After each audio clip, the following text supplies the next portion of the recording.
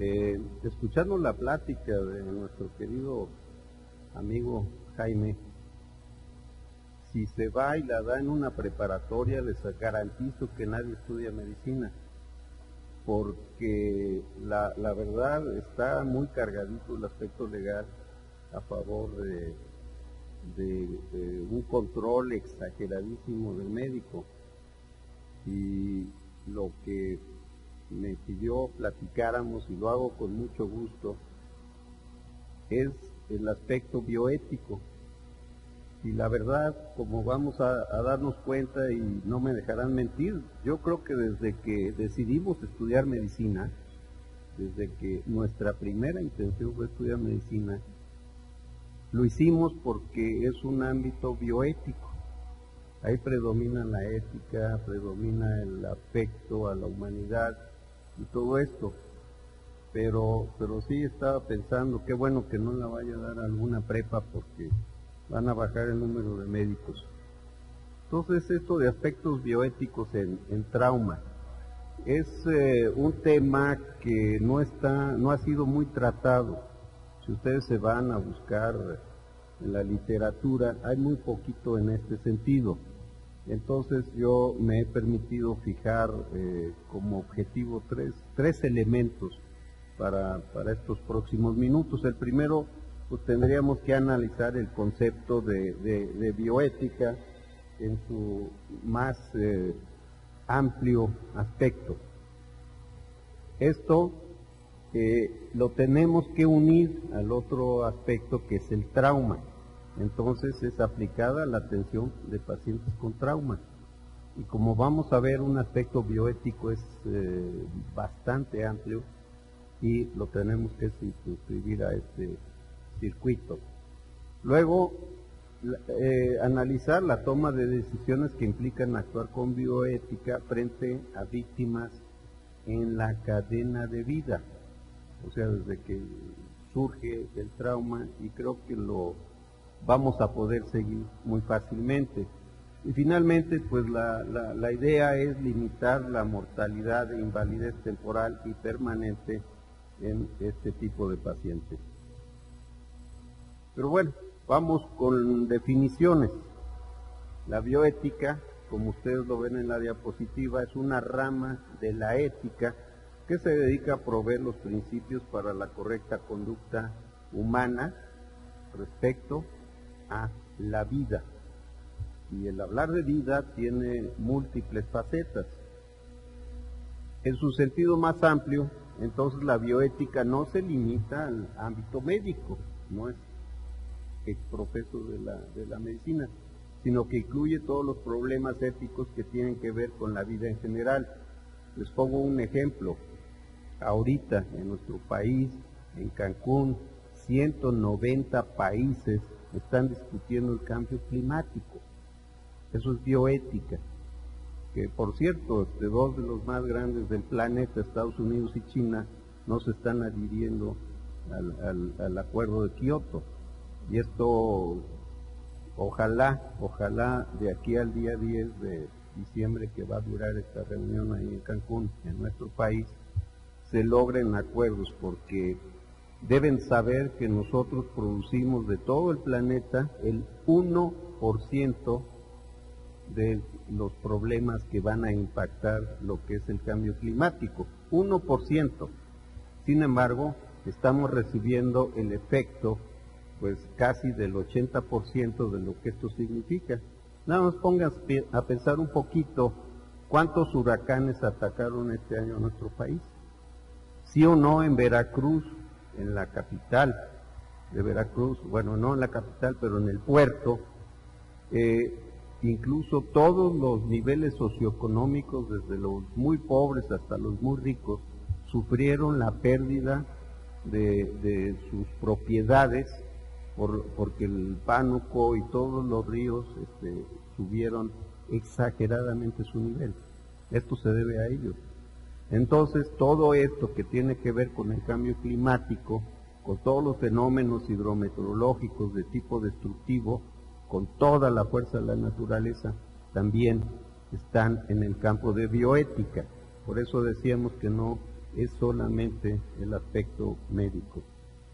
Sin embargo, es una disciplina relativamente nueva y les decía que busquen en la literatura y no van a encontrar mucho relacionado bioética con trauma.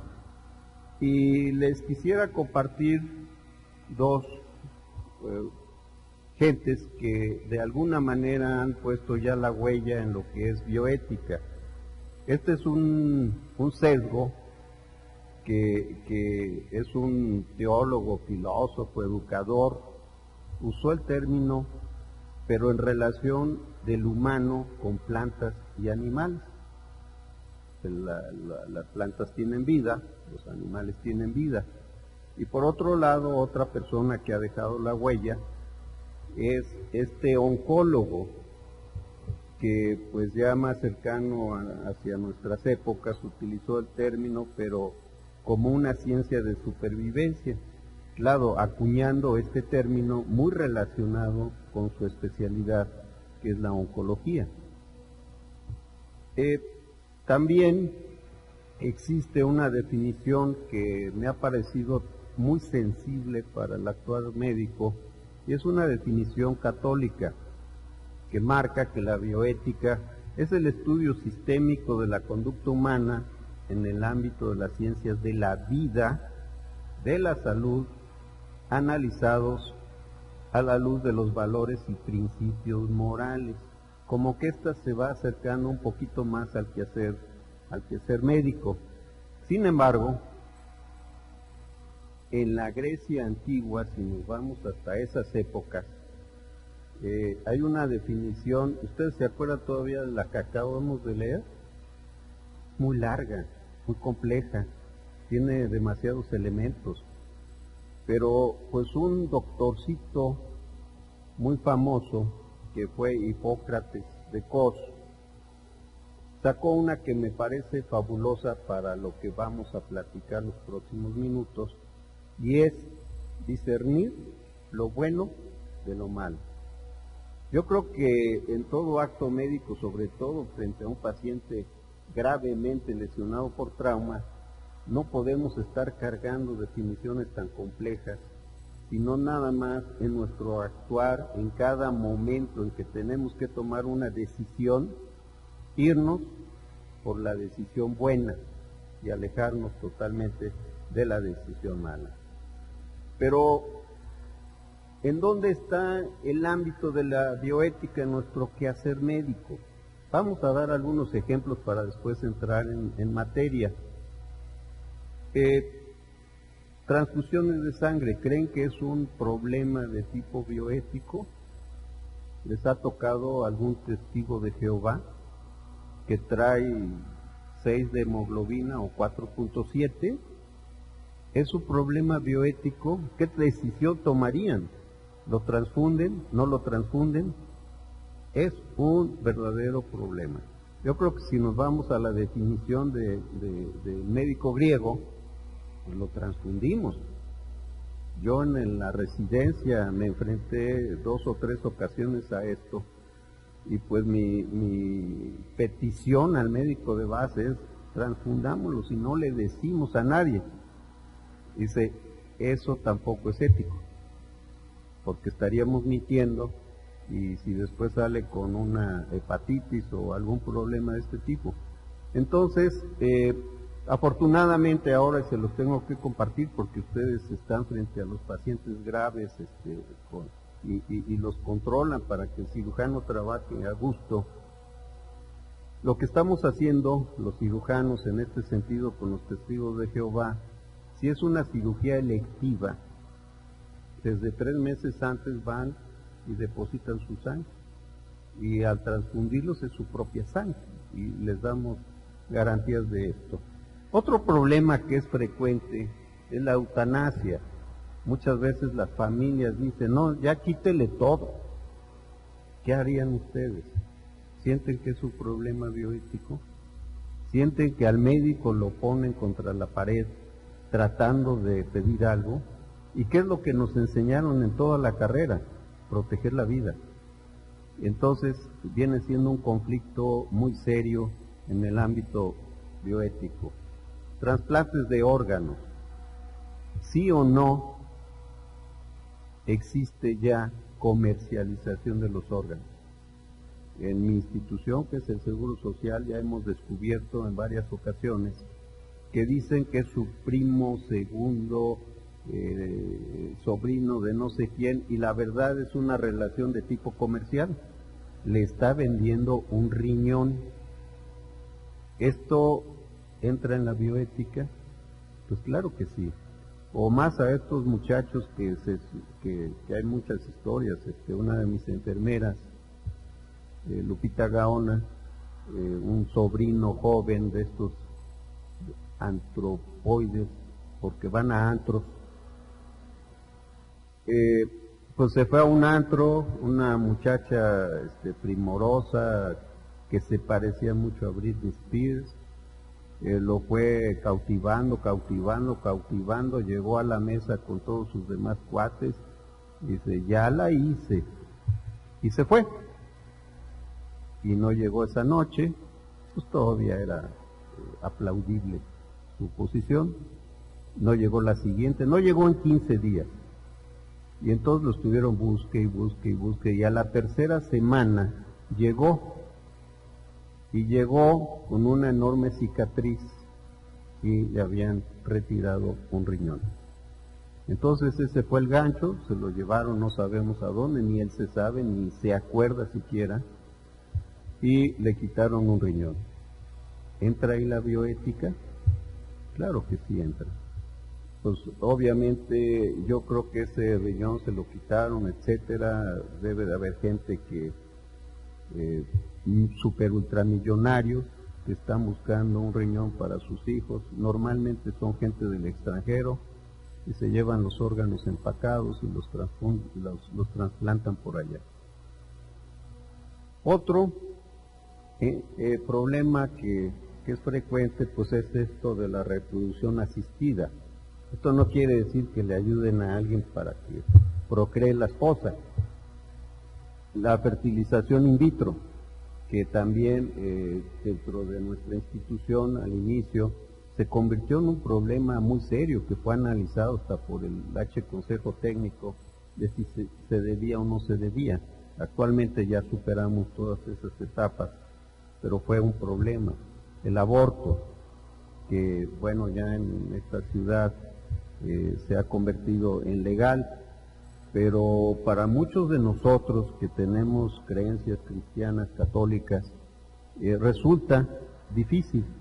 Muchos de los médicos que también laboran en los hospitales del gobierno de la ciudad tienen ese choque con lo que es la bioética, la manipulación genética, que esto es algo ya más complejo, bueno, y todos los asuntos que, como mencionó también Jaime hace un momentito, implican la relación médico-paciente. También esto viene siendo un aspecto en el ámbito de la bioética.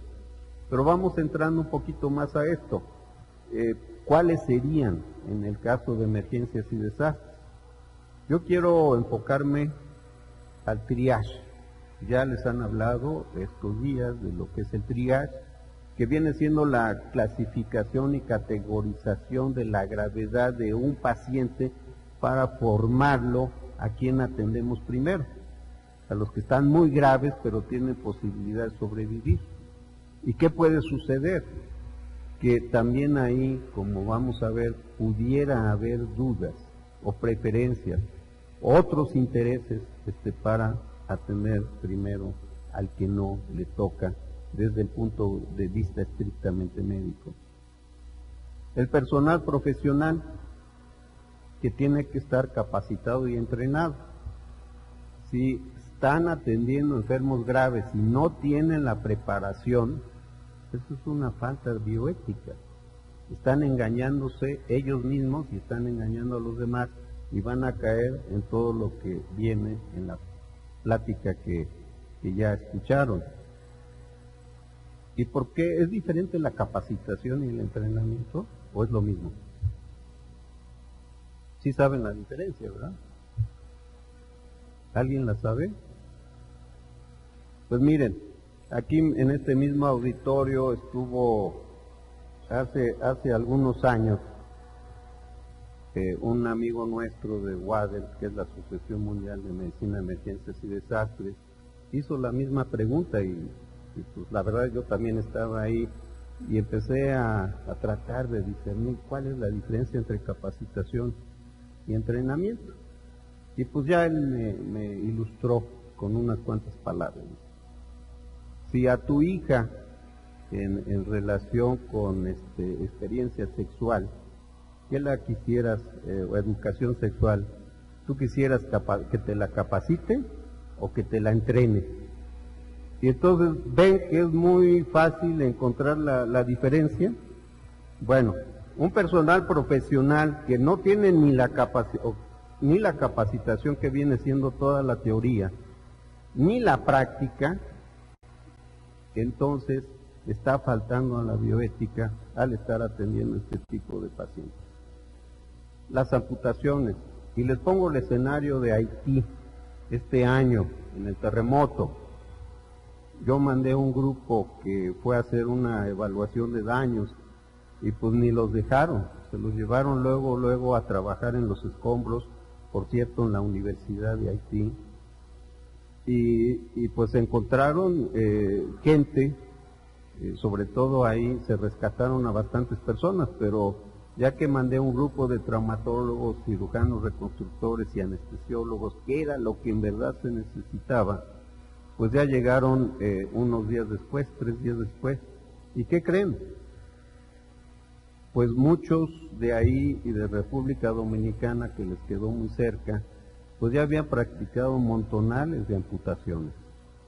Y como los nativos de ahí empezaron a ver cómo lo hacían, sin ser médicos, procedieron también a hacer amputaciones. Esto no solo aumentó la mortalidad, sino por el hecho mismo de hacer la amputación, sino por las infecciones tan extraordinariamente bravas que se generaron.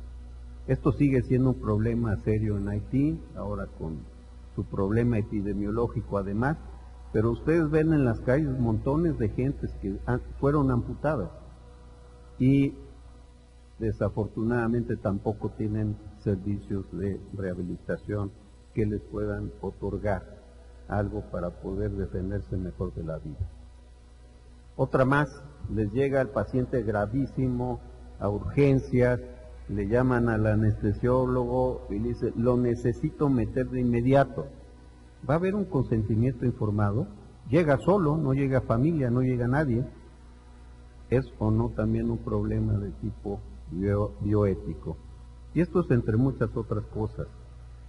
Nada más para recordar esto que les comenté hace 2 días, trauma es la primera causa de mortalidad en las primeras 4 décadas de la vida, y lo peor, la invalidez permanente contra la mortalidad es de 3-1. Por cada muerto hay 3 que se quedan con invalidez permanente. Y pues además, esto ocurre en la etapa productiva de la vida. Estamos hablando de jefes de familia que se mueren y dejan esposa, dejan hijos. Es gente en la que ya se invirtió en que estudiaran y todo esto. Entonces ese es el escenario de trauma.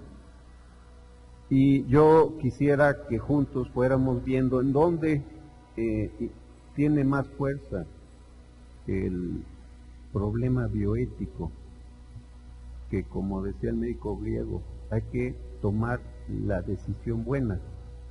¿Ustedes creen que desde gente no médica ve un accidente y tiene 2 opciones: hacerse el disimulado e irse, que es lo más frecuente, o aquel de buen corazón que se detiene, pero nada más tiene buen corazón, no tiene conocimientos médicos ni de nada? Entonces, ¿cuál de los dos ha sido más ético?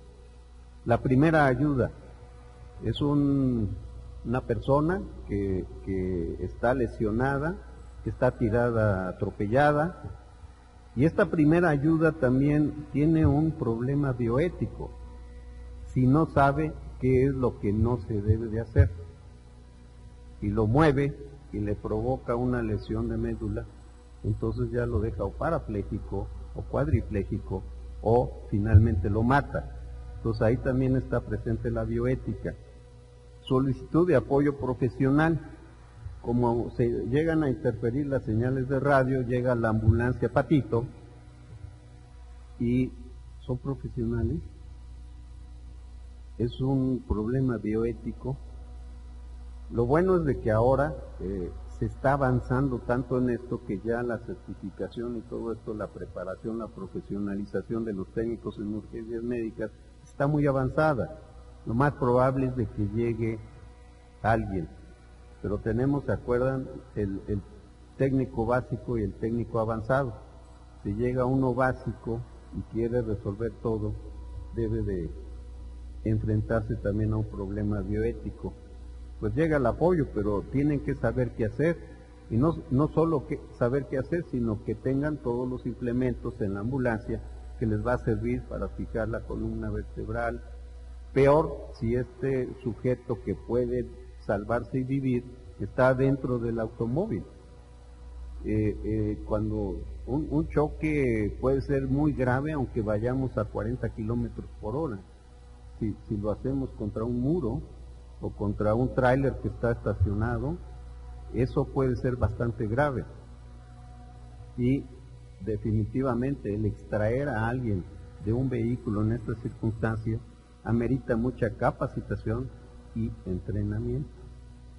Y si no tienen todo eso, sería ético que intentaran sacarlo, como antes, que era a jalones, y pues sí, ya lo sacaban cuadripléjico y con lesiones mayores. En el traslado, sería ético o bioético trasladarlo sin apoyo en trayecto, sin estarle dando la ventilación asistida, sin estar cohibiendo la hemorragia, sin estar infundiéndole solución Harman cuando menos. Si no hay atención en trayecto, es un problema también de orden bioético. Finalmente pues llega a un sitio donde todo el mundo está preparado para llevarlo. Pero ahora vamos a ligar un poquito, yo quisiera reforzar algunos conceptos de lo que viene siendo el triage, ya lo han hablado aquí, pero pues les presento esto, que es un acto médico quirúrgico mediante el cual se lleva a cabo la selección, distribución de víctimas y se les asigna una prioridad en función de sus necesidades vitales y de lo que hay disponible para atenderlos. Primera situación, esta época, esa foto no es de esta época, ¿verdad? ¿Cómo de qué época creen que sea? Primera Guerra Mundial, ¿no? Entonces, lo que está haciendo ese soldado inclinado, que es un médico militar, está haciendo triage de este lesionado. Si ven, le está colocando una tarjeta. Y si ven el fusil que está así parado, era una señal para cuando venían las brigadas recogiendo a los que sí podían vivir, se lo llevaban. ¿Qué tal si este cuate era su enemigo o era alguien a quien no quería? ¿Ahí es un acto ético? ¿O si este no estaba tan capacitado para medir las vitales? Entonces, desde ahí empieza el acto ético. Otra circunstancia, esto es del 11 de septiembre en Estados Unidos, fue un saldo masivo de víctimas, la mayor parte murió, pero muchos quedaron lesionados, sobre todo bomberos y cuerpos de auxilio. Entonces, si la comunidad o el hospital tuvo la capacidad de poder absorber el 100% del saldo masivo de víctimas, pero ¿qué tal si la comunidad no tiene esa capacidad? Entonces hay que escoger a quienes sí y a quienes primero. Otra vez es un acto bioético. Y entonces esto del triage tiene que cumplir varios objetivos.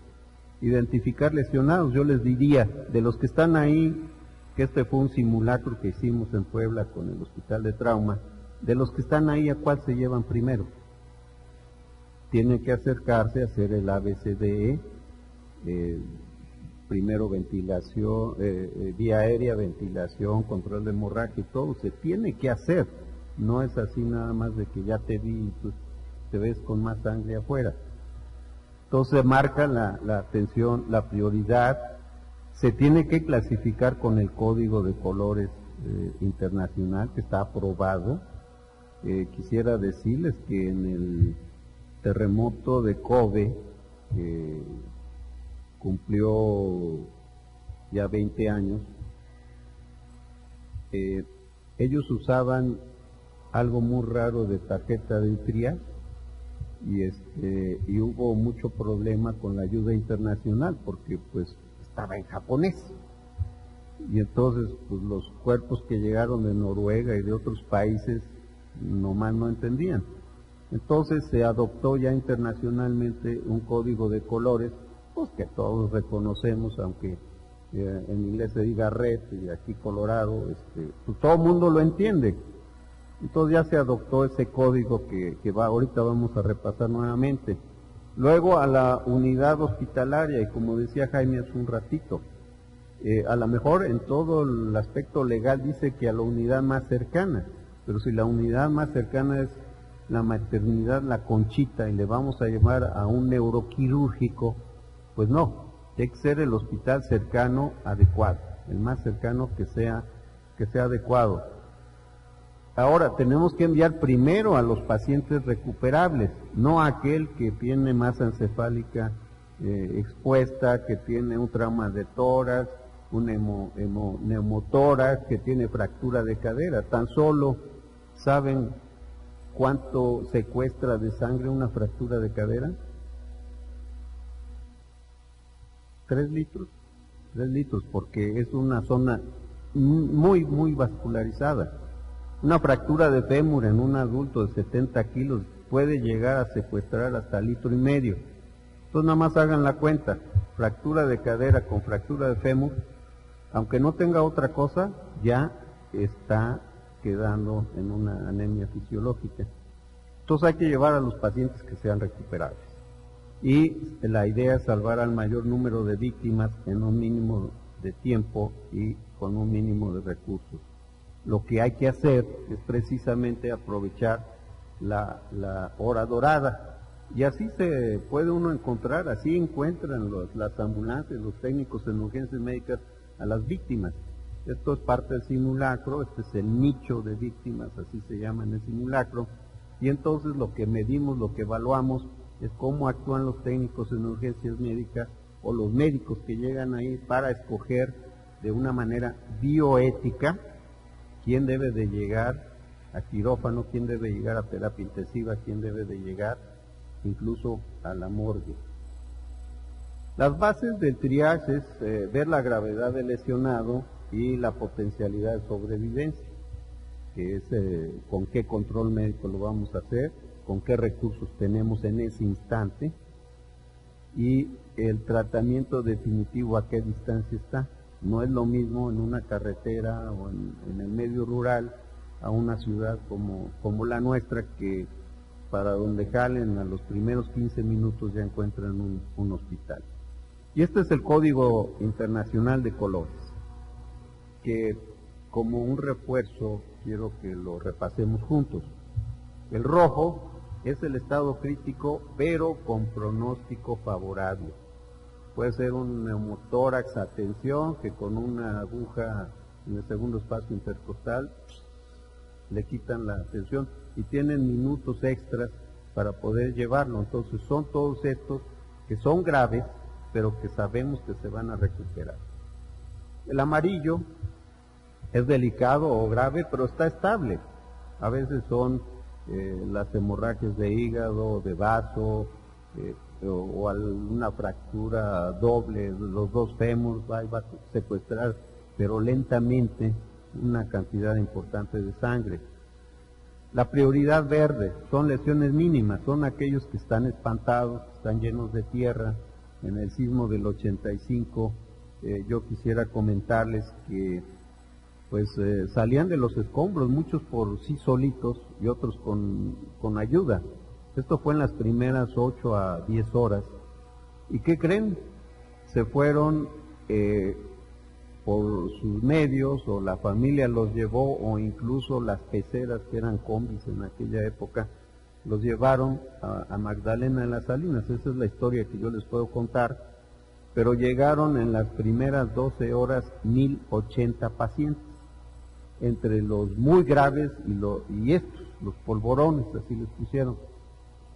Y luego me tocó hacer un análisis de lo que llegó con el doctor Jorge Ariña Valencia, actual director de JOCO, pero que en esa época era el director de Magdalena de las Salinas. Y analizando expedientes, de los 1080 pacientes que llegaron en esas primeras 12 horas, ¿cuántos creen que ameritaban ese nivel de complejidad? 67. 1080, 67, sí estaba justificado que estuvieran en un hospital de alta complejidad. ¿Creen que se aumentó la mortalidad por este hecho? Claro que sí, porque por bioética tenían que examinar a todos y pues podrían tener una lesión oculta intraabdominal o de otro tipo. Se perdió mucho tiempo y lo medimos. Entonces, pues los hospitales de alta complejidad hay que defenderlos, hay que protegerlos, y por esto nos ha sido muy valioso el que se empiece ya a hacer cotidianamente el triage y que el grave llegue al mejor hospital, o el de más alta complejidad, el amarillo llegue a los de mediana complejidad. Para el Seguro Social son los hospitales generales de zona. ¿Y los verdes a dónde? ¿Se atienden ahí mismo o en una unidad de medicina familiar porque no necesitan más? Sin embargo, aquí en letras más chiquitas en verde dice lesiones mortales, y ahorita les explico por qué. La prioridad negra es la cuarta y son cadáveres. A estas lesiones mortales antes las ponían con lo negro, con los cadáveres.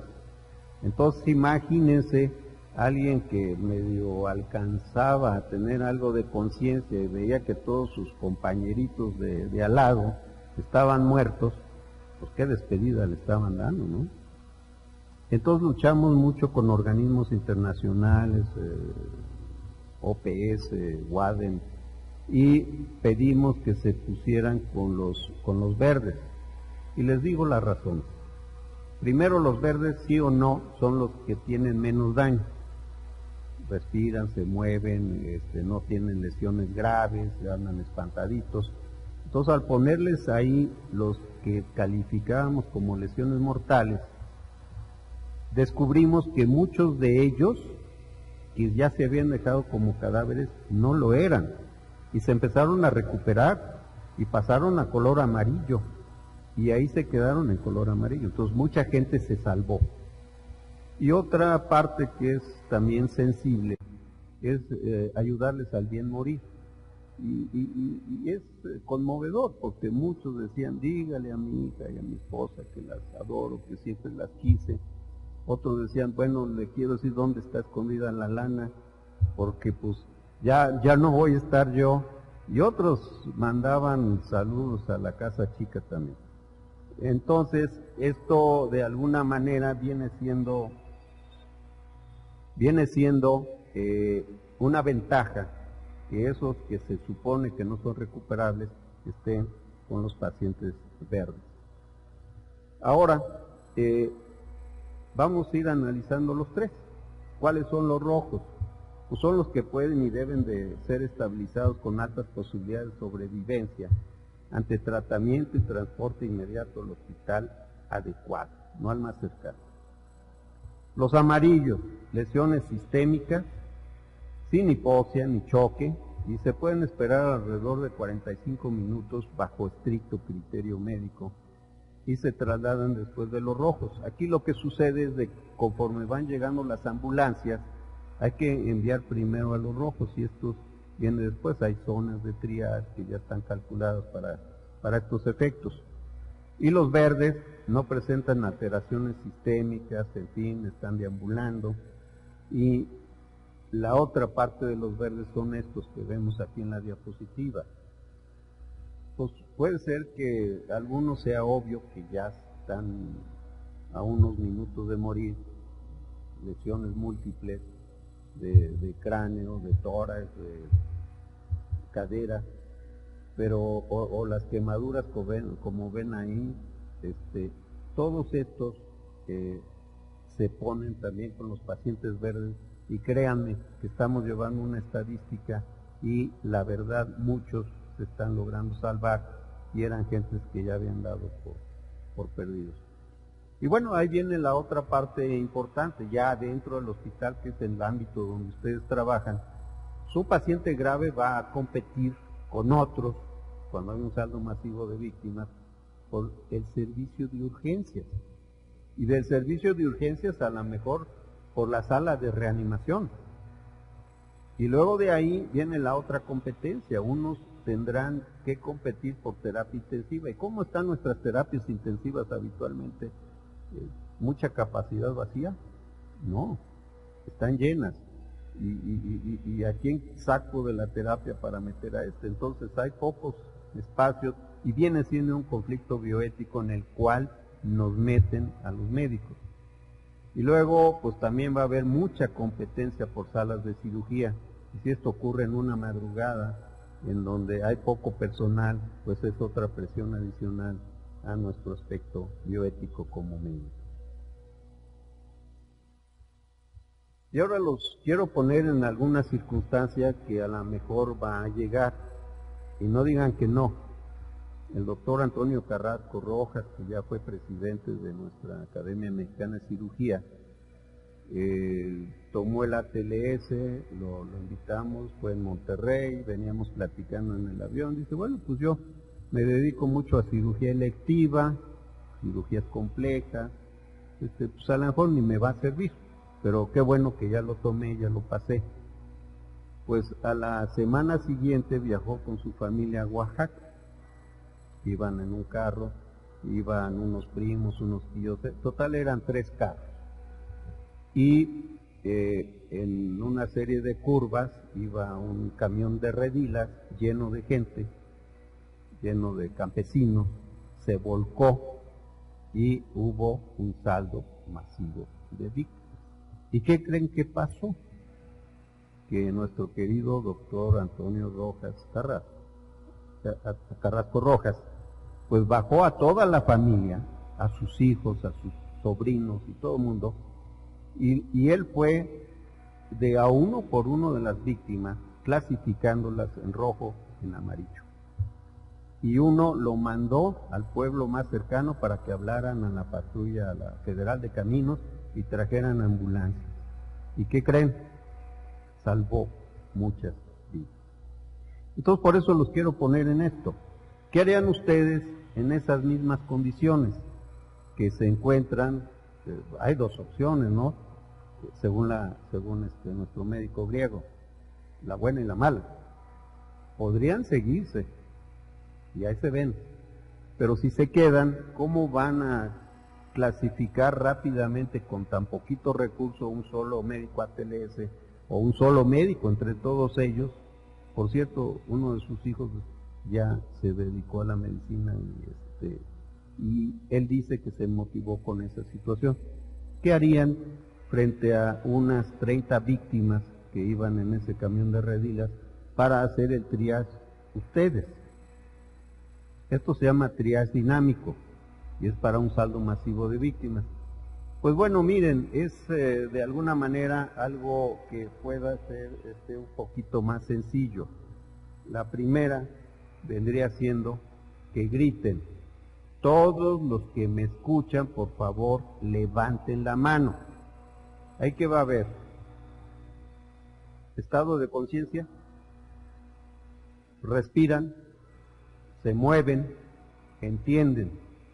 Entonces, pues ese primer grupito, pues ya le van midiendo el agua a los tamales para ver cómo va a estar la situación. Y luego la segunda frase es: todos los que me escuchan y levantaron la mano, acérquense a mí. Entonces ya van a descubrir los que no tienen fracturas de huesos largos, los que tienen un buen nivel de conciencia, y además acérquense a mí, ya tienen ayudantes, ya tienen quien les ayude. cuando menos aquel que pueda tener una lesión de columna cervical, a detenerle la cabeza y a decirle no te muevas hasta que venga la ayuda, ¿no? Y entonces, después dirá, los que me escuchan y no pueden caminar, levanten la mano. Ahí tiene otro grupo que probablemente son las fracturas o un semiestado de conciencia. Y agotado esto, entonces ahora sí, sobre los que ni se movieron. Y entonces podemos hacerlo de una manera muy rápida, con conciencia tranquila, y esto también viene siendo un aspecto bioético. Yo creo que por eso quise comentárselos hoy. Nadie estamos exentos de esto. Ojalá no sean un juego América-Guadalajara, ¿no? Que pues ya ven que en los estadios están sucediendo muchas de estas cosas. Antes de terminar, quisiera que juntos hagamos algunas reflexiones, y tiene que ver con la plática anterior. Lo que no se supervisa o penaliza no se cumple. Esta frase la vi la semana pasada en un periódico de aquí de nuestro país. Lo que no se supervisa o penaliza no se cumple.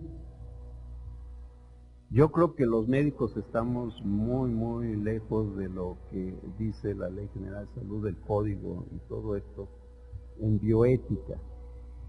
Toda la bioética acompaña regular al médico desde que decide serlo, ¿sí o no? Nos dedicamos a esto porque es humanista, porque es noble, porque es una ayuda a los demás, a los más desvalidos. Se hace más presentes durante nuestro desarrollo profesional. Ya lo traíamos desde antes de estudiar medicina. En la carrera se preocupan nuestros grandes maestros y recordarán ustedes a muchos. Luego en la residencia y permanentemente en nuestros hospitales. Y luego el médico con su liderazgo procura que los procesos que rodean a la salud sean bioéticos. ¿Sí o no extendemos este sentido de bioética a nuestras enfermeras? Hasta la recepcionista del servicio de urgencias, al de intendencia y a todos. Entonces el médico es un educador con su ejemplo de los aspectos bioéticos. Por último, quiero compartir estas 3 cosas como resumen. Entonces, la bioética forma parte del actual profesional invariablemente. La capacitación y entrenamiento, que espero no se les olvide qué es, en atención de víctimas de trauma contribuye a tomar las mejores decisiones bioéticas. Y por último, el apego a la bioética en trauma permite limitar la mortalidad, la invalidez temporal y permanente. Con esto agradezco mucho la atención que me han dado. Muchas gracias.